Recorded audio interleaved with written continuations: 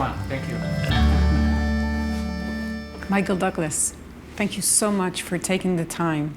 Well, thank you for listening to me.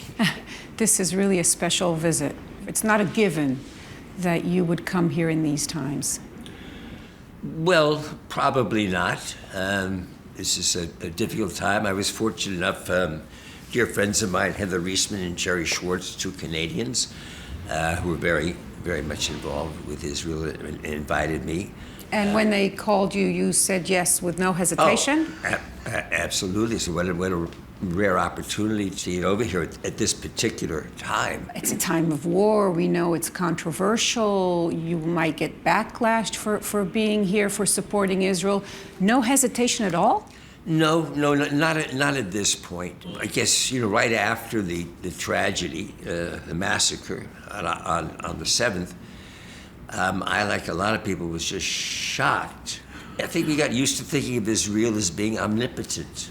It was one of those moments as a Jew, part of the diaspora, along with in Israel, we just were taken back by feeling vulnerable. And I don't think it was a sense that Israel had felt for a long time. So you also felt vulnerable, although you were in the States, or you just looked at the country and said they're vulnerable? Well, I felt vulnerable for Israel. But you were very quick in taking actions, right? A week afterwards, you were already signing a petition to get the hostages back, and from then you've been very, very supportive on your social media. Why not? I mean, there I can tell you why. In Hollywood, it wasn't such a clear case. I mean, in the beginning, it was easier, but just after a week or so, there was also a letter sent to Biden by other actors, and it started being kind of controversial even in Hollywood. Yeah, a little bit. There were and there are, but I don't know what to say. It was my personal feelings, and really didn't know until recently how to kind of articulate or how to support. But you knew you wanted to come to Israel? When I had the opportunity, absolutely.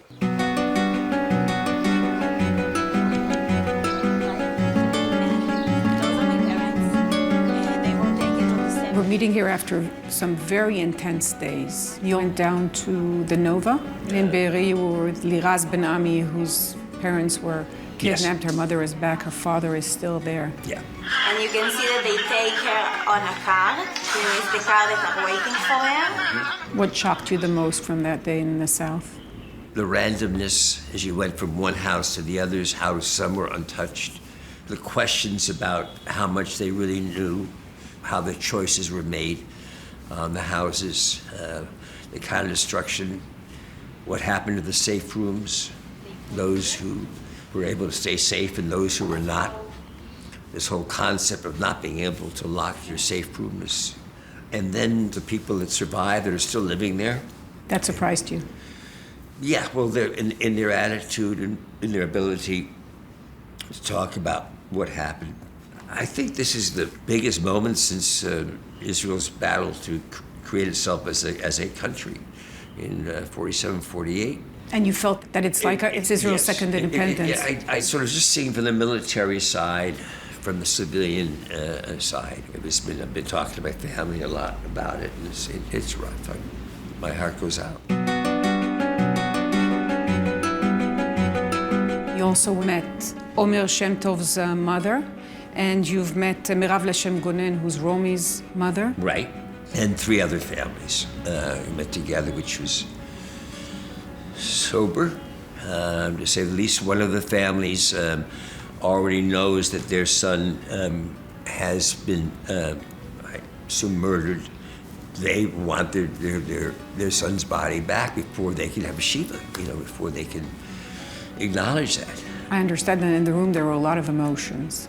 Yeah, it was very emotional. They talked in detail about the actual day of October 7th and the loss of them, and then you now have a fair amount of video, and then not to know anything for 8 months is hard to imagine. It's just really hard to understand the viciousness involved with this. The fact that these hostages have not had the support of the Red Cross. I'm a little upset that the Red Cross has not taken a stronger position. I am a United Nations ambassador for 20 years. Was disappointed initially in the United Nations perspective on this in terms of these hostages and how they're being treated.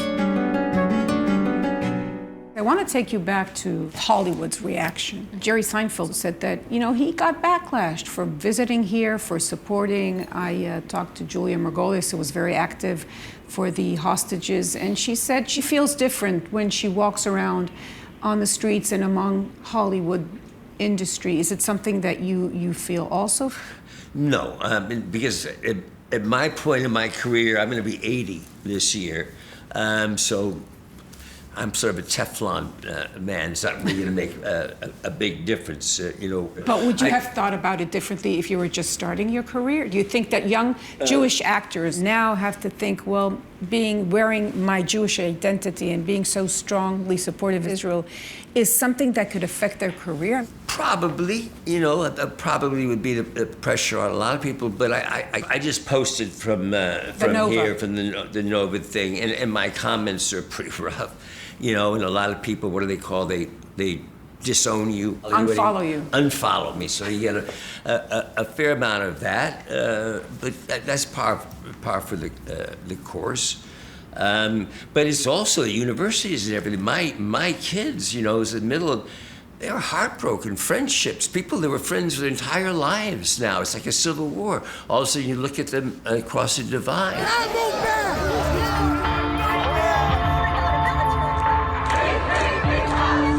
This is the Palestinian movement. The attacks on the Hillel across the different campuses. And it got very aggressive. Are there people now who would rather hide their Star of David? Absolutely. Your kids felt it on campus? Oh, for sure. They have had friendships that were torn away because of this since October 7th? Over this issue. Wow. And so now you look at this friend, and I remember my mother is Protestant. My father is a Jew. So when I grew up, I was not considered a Jew. Right, because it was only 1973 where the Reform movement gave me an ability to be able to be part of the tribe. And I remember being in school and with one of my best friends one day, and all of a sudden the conversation came up, and he looked at me and said, "Come on, Michael, all Jews, they cheat in business." I said, "What?" He said, Jews, they cheat in business. We all know that. Wow, and I looked at my friend, I was really close to him, and, it was just like miles away. And as we looked at each other, we realized we were just going to drift apart. So for my kids, I understood that. I understood how my daughter, how badly she felt, that she just was so hurt, and to realize this.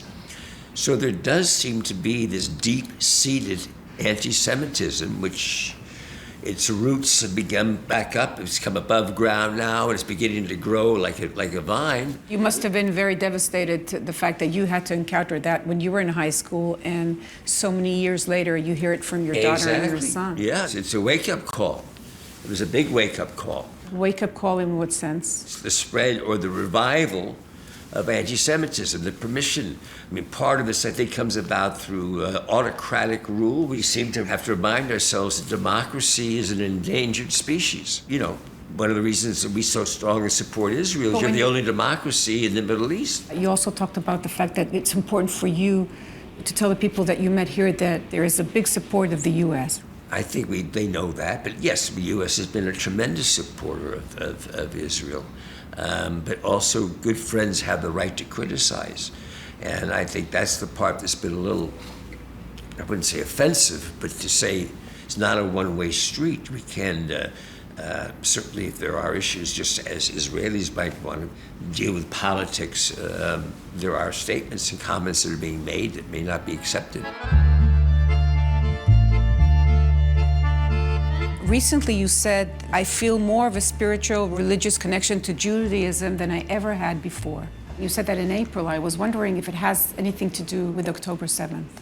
Yes, absolutely. This certainly defines, sure, I'm a Jew. But it was quite a journey for you, right? Because as you said in the beginning, you were like kind of disqualified.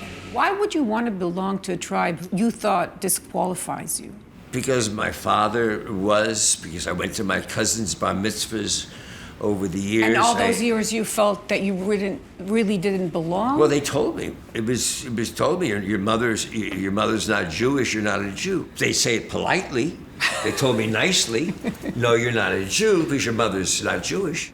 Because actually, it's not Douglas, right? It's Danilovich. Danilovich, yeah. That was your father's name. Correct. Kirk Douglas, of course, and then he Correct. changed it. He changed it as an actor, yeah.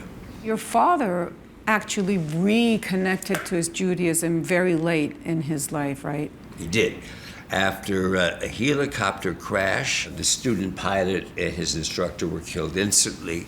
The rotor still kept going, the gasoline kept coming out, and it didn't catch fire. He was 83, I think, at the time. Yeah, he was like literally, I remember he was black and blue on his entire body, but he didn't break a bone. And I think he wondered, why am I alive and this 19-year-old kid is dead? So he started studying the Old Testament with a rabbi, and it's totally changed him as a human being, I think. It infected you also, right? Well, yes, because at 83, he had his second bar mitzvah, and became part of his life. And also, it was your son who really, he wanted a bar mitzvah. He wanted, I mean, it was totally out of left field, and I think it was the influence of his grandfather. And he wanted a bar mitzvah, and he studied, his piece was quite long, quite difficult, and he did just a great job, and we were so proud of him, and I think it played a big part in grounding him in his solace. And then Karis, my daughter, has had a bat mitzvah. And your home, your wife, Catherine Zeta-Jones, is not Jewish, and so you celebrate Hanukkah and Christmas together, or how does it go? We celebrate Hanukkah and Christmas together. We have Seder dinners every Shabbat, but we do. I mean, Catherine is very proud of the kids, and so are her Welsh grandparents. Are very proud. It's interesting. Yeah.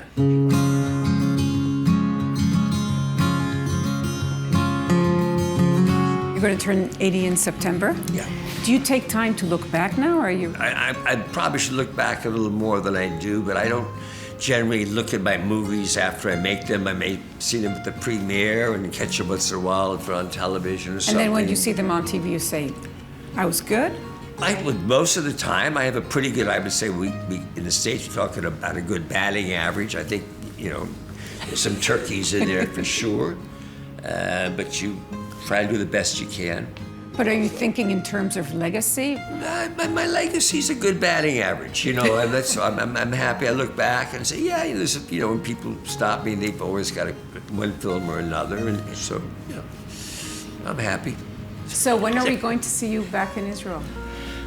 I haven't left yet. We'll be back. We'll be back. My kids love it here. We'll be back soon. So, Michael Douglas, thank you so much for taking the time and coming here in these troubling times that we are, and thank you for making the effort, and thank you for this interview. Well, my pleasure. Wishing everybody the best, and shalom. Shalom. Shalom.